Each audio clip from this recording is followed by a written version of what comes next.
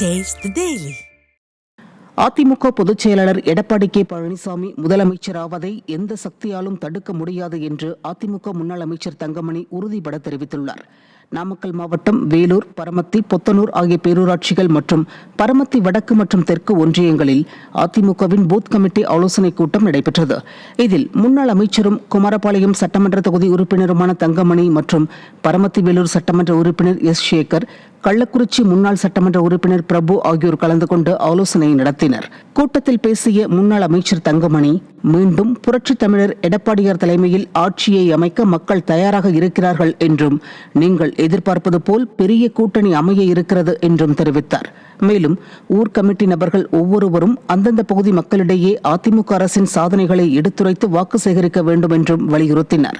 கூட்டத்தில் நாமக்கல் மாவட்ட அதிமுக மாவட்ட வர்த்தக அணி செயலாளர் ராகா சு தமிழ்மணி, மாவட்ட இலக்கிய அணி செயலாளர் விஜயகுமார், வேலூர், பரமத்தி, பொத்தனூர் பேரூர் கழக செயலாளர்கள் பொன்னிவேலு, சுகுமார், எஸ். எம். நாராயணன் மற்றும் கழக நிர்வாகிகள் ஏராளமானோர் கலந்து கொண்டனர்.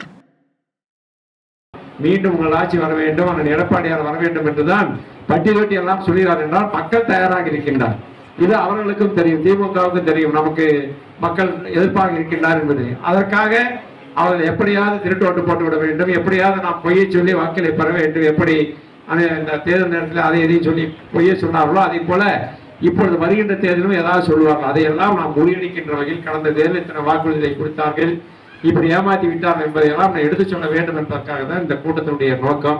இந்த தேர்தல் நேரத்தில் அதை எதையும் சொல்லி பொய்யை சொன்னார்களோ அதே போல இப்பொழுது வருகின்ற தேர்தலும் ஏதாவது சொல்லுவார்கள். அதையெல்லாம் நாம் முறியடிக்கின்ற வகையில் கடந்த தேர்தல் இத்தனை வாக்குறுதிகளை கொடுத்தார்கள், இப்படி ஏமாற்றி விட்டார்கள் என்பதையெல்லாம் எடுத்து சொல்ல வேண்டும் என்பதற்காக தான் இந்த கூட்டத்தினுடைய நோக்கம்.